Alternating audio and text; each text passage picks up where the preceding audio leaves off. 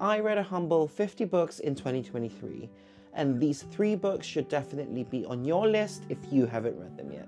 Mabuhay everyone!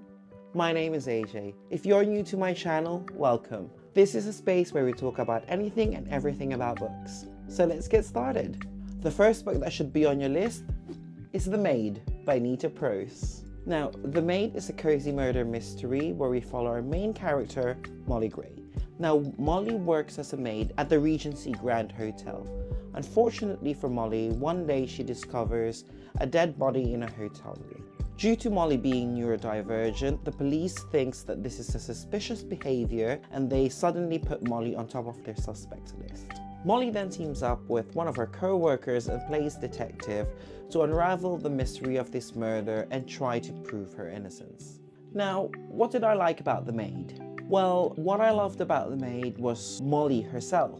Molly is such a lovable character. Her neurodivergence gives her that little quirk that we just can't help but love as a reader. Think of Molly like Sheldon Cooper lovable, and you'll know exactly what I mean. Now, to be transparent, what is one thing that I didn't like about this book? And then I must say, it's not the book per se, but it's about setting your expectation. If you go into this book thinking that it's a murder mystery that's full of action and will keep you thinking, then that expectations will not be met. As I've mentioned earlier, this is a cozy murder mystery and it is very character driven. So if you have that expectation in mind that it's a cozy murder mystery and that you shouldn't take it seriously and view it from a character-driven perspective, then this book is definitely enjoyable. The second book that should be on your list is Scythe by Neil Shusterman. So Scythe follows our 2 main characters, Citra and Rowan, who lives in this utopian world where no one dies due to advancement in technology. The only way that society controls overpopulations are through beings called scythes. Both Rowan and Citra has been selected to become apprentices to become a future scythe. However, there is a catch. Only one out of Rowan or Citra can complete their training to become a scythe. So what did I like about this book? I like how the author creates the world and does his world building. I really enjoyed how the author did the world building and how each characters and the concept of Scythe was introduced to us, the readers. I also like the idea of the Scythe themselves. For me, I found it very unique, where you basically get to play as the Grim Reaper. And what did I not like about this book? Now, without spoiling it for you, because it will spoil it if I go into detail, I didn't quite enjoy the antagonist in this book. The society that Citra and Rowan lives in is very utopian and Scythes control over population. So put 2 and 2 together. However, there is an antagonist here that just doesn't seem to fit that utopian way of life. I really don't like it when there is a token character to become an antagonist. For me, it just didn't fit in the story. Did it push the story? Yes. So that was the only thing. Otherwise, I have thoroughly enjoyed this book.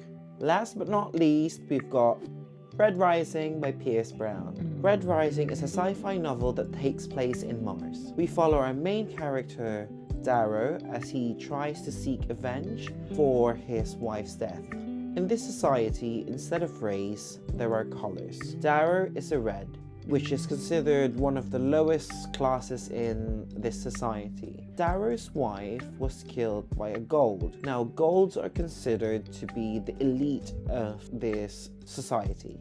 Because of this, Darrow then comes up with a plan to destroy the gold from within.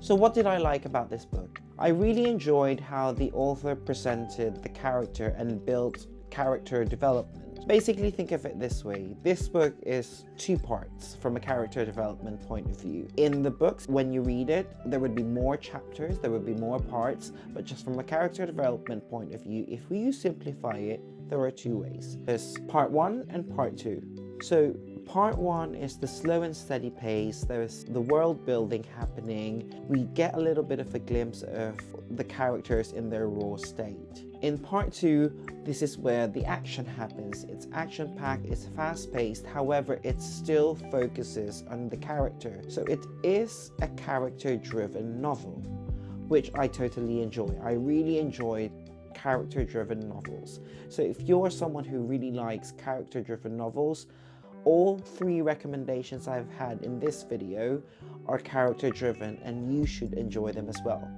So what did I not like about this book? As I've mentioned, the character development happens in 2 parts. Now that's the pro and the con for this book.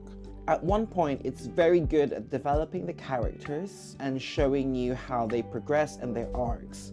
However, from a story perspective, if you are someone who enjoys a story that makes sense, then you might not really enjoy this book, because part 1 and part 2 seems a little bit disconnected. If you don't really mind that the story is not linear, then it should be fine. That should be a minor inconvenience and you won't even notice it.